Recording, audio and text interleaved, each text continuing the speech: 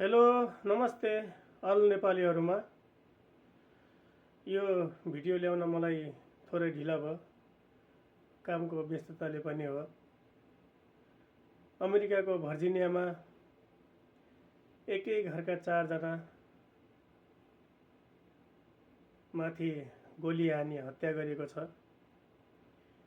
यो त्यही ठाउँ हो जहाँ ममता काफ्ले सिस्टरको पनि हत्या भएको थियो। पुलिसले इन्भेस्टिगेसन अगाडि गरिरहेका छन्। अहिले धेरैको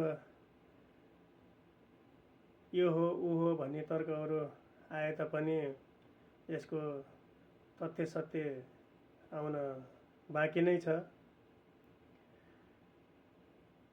यसरी बालबालिका सहित 4 जनाको हत्या हुनु यो एकदमै दुःखको कुरा हो।